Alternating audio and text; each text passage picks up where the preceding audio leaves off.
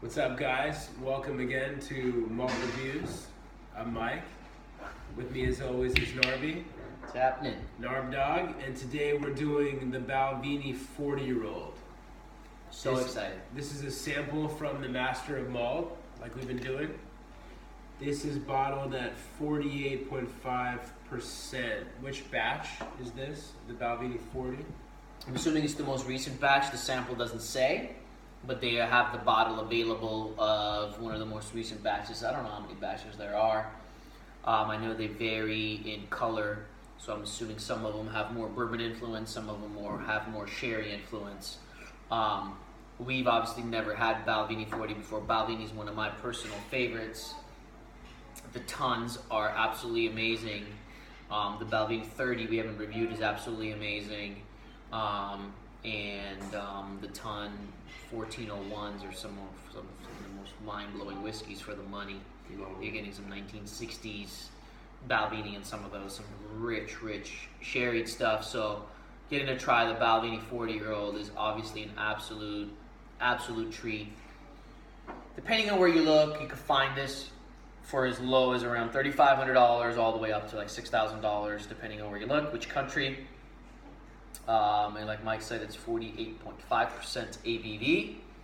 And the color suggests, since it's been in cask for 40 years, it suggests lots of bourbon influence. It's a nice golden color, but it's not extremely dark. Balvenie probably didn't want to put, first fill sherry cask for 40 years because then you're just going to taste a lot of wood. So they obviously wanted to give a nice balanced flavor. And without further ado, on the nose, this has been breathing for about 10 to 15 minutes.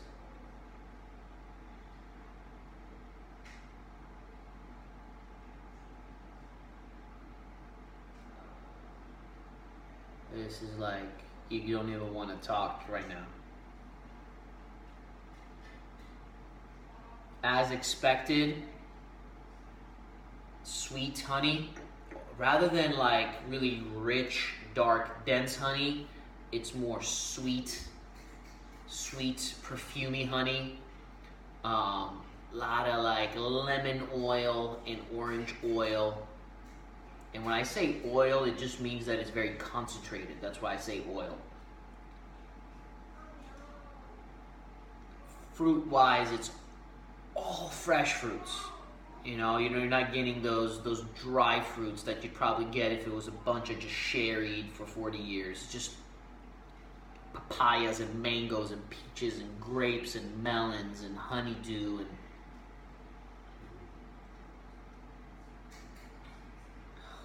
sweetest blood orange and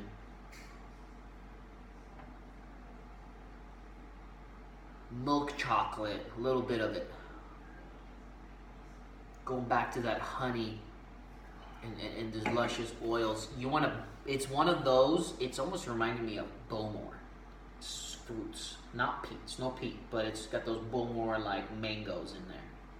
It's so luscious where you want to bite the glass. I literally want to bite the glass to get to the liquid. That's true. It's amazing. It's the most different Balvenie I've ever had. I mean, obviously it's a really high-end Balvenie, so it should be, but it's insanely complex. It's a whole different level of complexity from any Balvenie I've ever tried. All the ton 1401s we've tried. Excuse me for interrupting, but like the ton 1401, batch 3 and batch 8, those are very like rich sherry, right? Like a lot of rich sherry, which we love, but this is like Bowmore kind of like fruits, where it goes away from the rum, raisins, and dates, which goes more towards the mangoes and honeydew melons and papaya, peach, and all that stuff. Yeah, very luscious, tropical and orchard fruits. Yeah, but it's the complexity that's insane, and the wood spice and the oak play on this. I've never gotten this from a Balvenie before. It's unbelievable. Yeah, this is amazing. We haven't reviewed the 30-year-old. The 30-year-old is also very good, but this is on another level. 40 years old. I would not guess that this is 40 years old from the nose. It's too luscious. It's too fresh to be 40 years old. Maybe refill bourbon casks, and perhaps some influence of sherry as well. It's one of those where when we do reviews, the downside about doing reviews and we only have an ounce is I want to nose this for like 4 days. I don't want to drink it. It's really good. I don't have a bottle of it. This is it. It's expensive to own a bottle of it. But I just hope the palate matches the nose, because this is like ecstasy. And still, amid all of those different kind of non-Balvenie elements, like the Bowmore elements, the super luscious tropical and orchard fruits, there's still that honey. Balvenie honey, they're famous for it. They're going to have it in there. There's still that Balvenie honey in there that's coming through as time goes on, the more that I let it go. Peach oil. It's everything is oil. It comes back to oil because it's so much of it. You know, it's not just the fruit. It's the condensed, luscious version of it. It's the age, the concentration of flavor and time. God, the blending. The blend. This is obviously not a single cask. I don't know how many casks are in here, but the blending of this is just perfect. David Stewart, baby. Yeah, there's a reason why he's famous. He knows what he's doing. Phenomenal. God, I want to try it, man. Let's do it. Cheers. Cheers, man. It's special.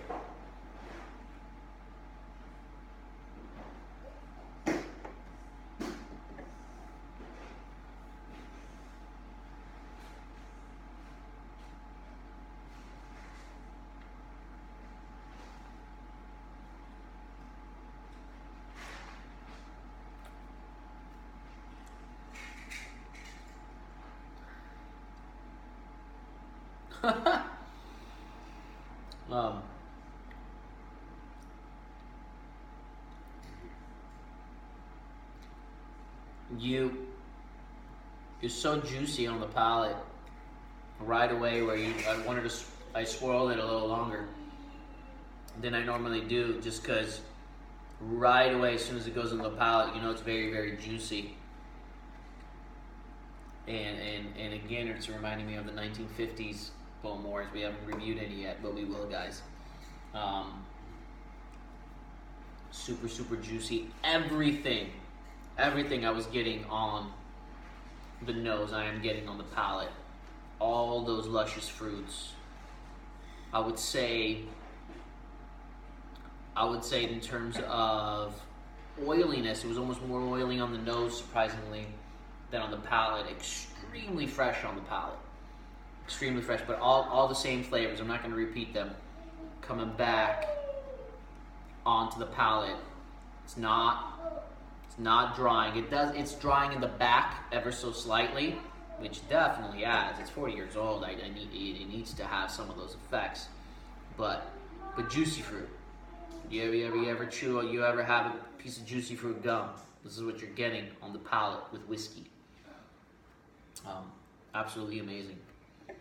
Yeah, I'm getting actually a little drier elements than on the nose, but it's in a very pleasant way. Yeah, I mean it's 40 years old in cask. It's there, but it's not in the forefront in any way. For me, it's in the back of the tongue. Wow, but still very, very vibrant, luscious fruits for a 40-year-old whiskey. Very fresh, luscious young fruits, and that Balvenie honey coming through, very rich, very concentrated. Yeah, the finish is still lingering. I normally would take another sip, but don't want to take another sip just yet, as those fruits are just kind of lingering. It's continuing with like melon kind of honey, peach, apricot, sweet orange, blood orange, honey. Ever some light cereal notes.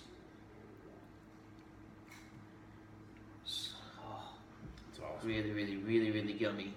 It's another one of those whiskeys where it's like fruits that that you don't even know how to mention just because Right. you know it's fruity, but it's like there's not a name to it. And so that's why when we say it's so complex, that's what we mean. There's so much stuff going on that you can't even put a name to it.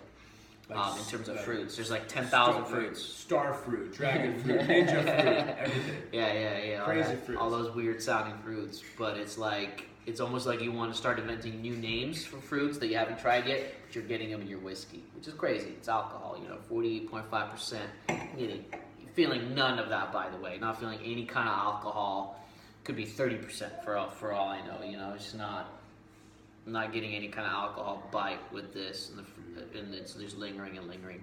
Score-wise for me, 96 on the nose, 94 on the palate, so 95 overall. Same thing. Yeah. Exactly. Yeah. I couldn't say it better myself. Yeah, and if there's... The nose started with so much potential. Yeah. Like a 96 potential. Yeah. But the palate, and again, the second sip, it's even more drying. But now it's getting to the level of a tiny bit of turnoff, so even more so. Oh, really? I'm not getting any of that. Yeah. I'm not getting any Even of more that. so, it's got to bring it down a point or two. To go back to what he said, something to add about whiskey when we try whiskey. Some days, it depends on what you ate, how much water you drank. Did you have a few drams before where your palate has been exposed to some alcohol? And what kind of alcohol? Did you have peaty stuff beforehand, or you're saving the peaty stuff for later? All that interplays with how the palate is doing that day, and every day is just a little bit different. So on another day, this might feel a little bit more drying, but right today, not at all. For me and for him, it is. So it's interesting. We don't have a full bottle to revisit. This will be it. But for now, that's the score. I do want to say one more thing. The difference for us between, let's say, something 95 and 96 sounds like it's 1 point. But once a whiskey approaches 90, to get 1 more point higher, it needs to really be better. And let's say something that's 83 and 84. Come on, what's an 83 and 84? It's like the same thing, basically, right? It's just we're trying to figure out a score for it. But once it approaches that 90 level, we really take it seriously for each extra point.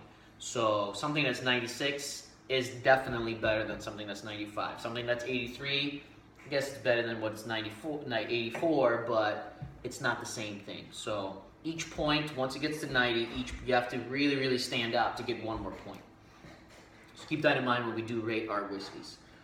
If you guys haven't subscribed, please do so. Please comment below. Let us know what you guys think. For those of you guys who regularly do, we appreciate it. We like chatting with you guys.